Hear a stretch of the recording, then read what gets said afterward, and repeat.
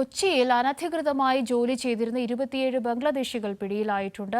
Aluva rural പോലീസും anti terrorist സ്ക്വാഡും നടത്തിയ പരിശോധനയിലാണ് അറസ്റ്റ്. അമൽ, വ്യാജ തിരിച്ചറിയൽ കാർഡുകൾ അടക്കം നിർമ്മിച്ചുകൊണ്ടാണ് ഇവർ കൊച്ചിയിൽ ജോലി ചെയ്തിരുന്നത് എന്ന് വേണം മനസ്സിലാക്കാൻ. വ്യാപകമായ പരിശോധനയാണോ? എത്ര പേർ ഇതുവരെ പിടിയിലായി?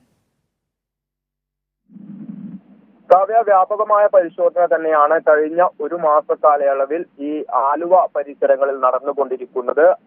ആലുവ റൂറൽ പോലീസിന്റെ നേതൃത്വത്തിൽ ക്ലീൻ റൂറൽ എന്ന ഒരു സ്പെഷ്യൽ ഡ്രൈവാണ് ഈ കഴിഞ്ഞ ഒരു മാസമായി ഇവിടെ നടന്നുകൊണ്ടിരിക്കുന്നത്. അതിന്റെ ഭാഗമായി തന്നെയാണ് അനധികൃതമായി താമസിക്കുന്ന ഈ ബംഗ്ലാദേശികളെ കഴിഞ്ഞ ദിവസം പിടികൂടാൻ വേണ്ടി സാധിച്ചിട്ടുണ്ടായിരുന്നത്. സ്ത്രീകൾ അടക്കം ഉള്ളവരെയാണ് നിലവിൽ കണ്ടെത്തിയിരിക്കുന്നത്.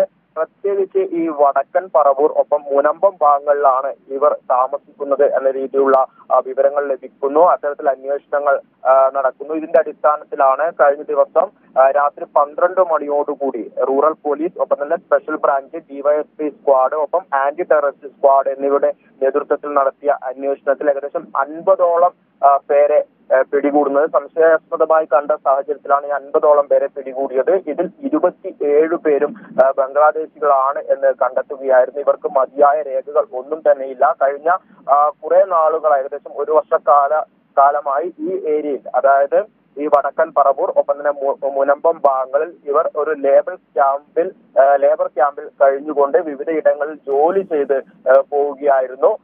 മുന്നേ തന്നെ, അതായത് ഏകദേശം 10ഓളം പേരെ മുന്നേ തന്നെ ഇത്തരത്തിൽ പിടികൂടിയിരുന്നു. ഏകദേശം എറണാകുളം ജില്ലയിൽ ഇതുവരെ 34ഓളം ബംഗ്ലാദേശികളെയാണ് പിടികൂടിയത്. കഴിഞ്ഞ ദിവസം 27 പേരെ പിടികൂടിയത്. അതായത് ഇതുവരെ ഇന്ത്യയിൽ തന്നെ ഇത്തരത്തിൽ ഈ 27 പേര്, ഇത്രയും വലിയ ഒരു സംഖ്യയിൽ ഇവരെ പിടികൂടിയിട്ടില്ല എന്നാണ് നിലവിൽ നമുക്ക് അന്വേഷണ സംഘത്തിൽ നിന്നും മനസ്സിലാക്കാൻ വേണ്ടി സാധിച്ചത്. കാവ്യ.